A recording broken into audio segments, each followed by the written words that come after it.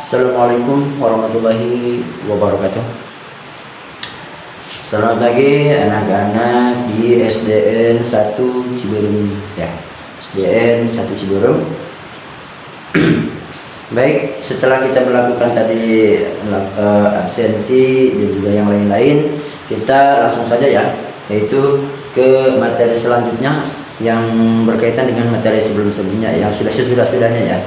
Nah, untuk yang sekarang, yaitu saya sedikit akan sedikit menjelaskan tentang dampak kerusakan lingkungan bagi kehidupan.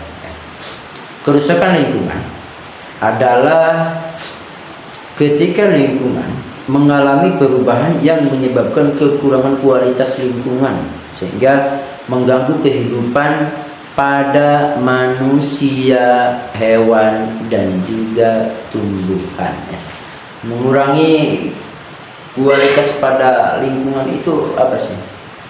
Ya, kualitas buruk tentunya ya. Apa itu? Salah satunya ada terjadinya banjir. Maka otomatis setelah banjir pasti menimbulkan penyakit. Setelah adanya banjir pasti kekurangan air bersih. Nah, setelah itu akibatnya bisa juga udara menjadi kotor.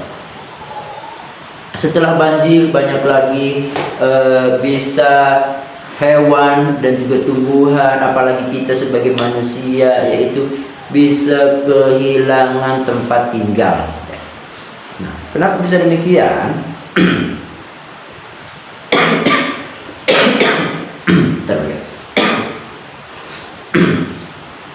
Nah, karena di kita itu masih banyak yaitu penebangan hutan liar, sehingga itu tadi menyebabkan banjir ya di musim hujan. Padahal hujannya itu tak seberapa hujan biasa, tapi kan di kita saja yang sudah ada di kita biasanya dulu itu tidak pernah ada banjir, tapi sekarang kadang-kadang aluan airnya itu airnya sangat meluap sangat besar ya.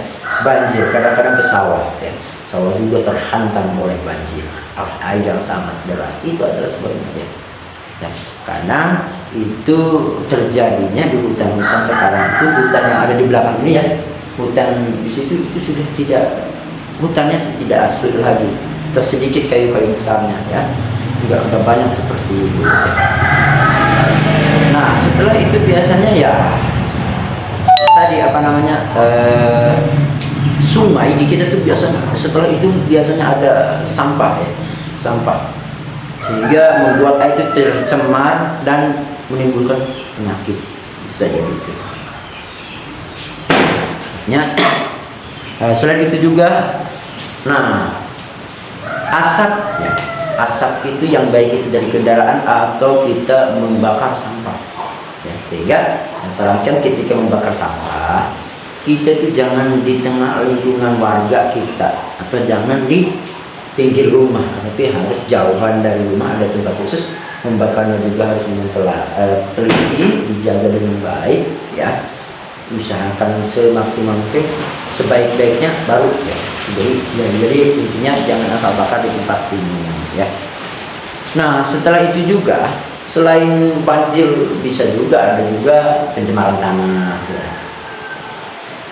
Apa sih pencemaran tanah kok bisa seperti itu? Ya karena sampah-sampah plastik itu bertebaran di mana-mana ya. Tidak merapat, menyebabkan tanah menjadi tidak subur. Tanaman juga kadang-kadang susah untuk ketika ditanam mati. Sekalipun jadi tanamannya itu dia itu tidak subur ya, tidak bagus yang kita harapkan, tidak seinginan kita. Karena apa ya? Karena tanahnya itu sudah tercemar oleh sampah plastik yang dibuang sembarang tempat. Sama siapa? Sama kita sendiri ya. Itu penyebabnya. Generasi kita mungkin yang merasakan, kita mungkin orang-orang tua kita buang sampah tidak merasakan, tapi anak cucu kita nantinya beberapa tahun ke depan akan merasakan hal-hal seperti itu. Lalu setelah itu bagaimana kita menanggapi hal-hal seperti itu ya? Satu, kita ketika di sekolah ya, usahakan membuang sampah pada tempatnya ya. Jangan sembarang ini buang habis istirahat makan ayo buang sampah sembarangan di sini sambil lari, nggak boleh. Itu nggak boleh, itu nggak baik. Ada tong sampah di sana, masukin, ke tong sampah itu. Terus selain itu juga, selain kita buang sampah pada tempatnya, ya, kita juga harus membersihkan tempat kita nih. Disapu, ya, kelasnya, sapu, kacanya dilapin sampai apiket nih, terus gitu kan. Itu salah satu adalah kita menunjukkan sikap peduli terhadap lingkungan sekitar. Itu aja dulu yang kita lakukan ya. Terus apa lagi? Kadang kan udah panasnya nggak di kampung, nggak di kota, sekarang tuh panasnya udah mulai sangat panas kalau yang saya rasakan ya. Ya di kita tuh sekarang menanam pohon, coba ya, pohon apa saja di sini kelas. Baik adik-adik semuanya, kita langsung lanjut dengan materi yang tadi, yaitu dengan menjelaskan sikap sikap peduli terhadap lingkungan sekitar kita sebagai siswa ya. Sebagai siswa itu menanam pohon di lingkungan sekolah itu salah satu juga sikap peduli kita terhadap lingkungan ya. Dan juga mematikan lampu listrik ketika sudah dipakai, dimatikan, baik itu sekolah ataupun di rumah sama ya. Tidak merusak tanaman yang udah ada yang sudah ada di sana ya. Tidak boleh dirusak, tidak boleh diinjak, gitu kan? Itu tidak boleh. Ya. Nah, setelah itu kita harus menjaga dan merawat tanaman-tanaman yang berada di sekolah, yang berada di lingkungan kita, yang berada di rumah kita masing-masing. Ya, ada kerja bakti di sekolah, ya, ada pun di masyarakat, boleh. Ya, gitu. Nah, apalagi setelah itu yang berkaitannya dengan kita sebagai siswa, kita membawa minuman dari rumah atau botol minum dari rumah. Ya, tujuannya untuk apa? Agar tidak memperbanyak limbah plastik di sekolah. Ya, kan bawa minum dari rumah sendiri, udah bawa lagi, gitu kan? Gitu ya. Dan juga menyiram tanaman ya. Menyiram tanaman di sekolah dan rumah masing-masing. Nah, baik adik-adik semuanya, saya akan perlihatkan video atau sebuah tayangan yang mana tayangan ini masalah pencemaran yang berada di lingkungan atau pencemaran di sungai. Mari kita lihat. Nah, ini ya. Nah, saya dahulu.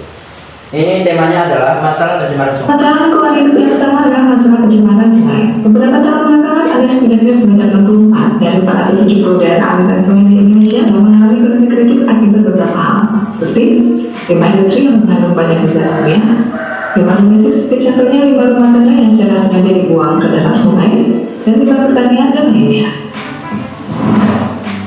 2. Kerusakan berat. Permasalahan lingkungan hidup yang sering terjadi di Indonesia selanjutnya adalah kerusakan hutan. Dari pemungutan hutan, penebangan wilayah sampai pembakaran hutan semuanya menyebabkan kerusakan hutan. Jika ini hanya dibiarkan, maka kawasan hutan di Indonesia bisa berkurang, kemudian membuat ekosistem jadi tidak stabil. 3. Banjir.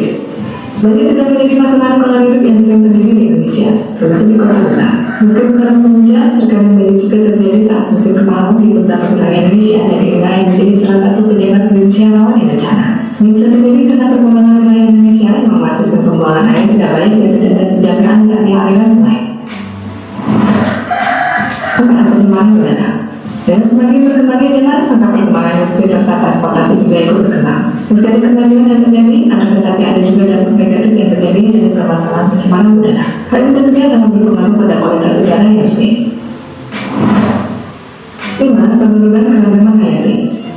Menurutnya keragaman hayati juga menjadi permasalahan lingkungan hidup yang terjadi di Indonesia. Selain itu, alat komunikasi sekarang ini juga sering dipakai untuk memperoleh informasi pengembalian fauna dan fauna secara ilegal dan kemudian menjadikan ajang jual beli, sehingga tumbuhan dan hewan yang ada di Indonesia juga semakin berkurang dan bahkan hampir punah.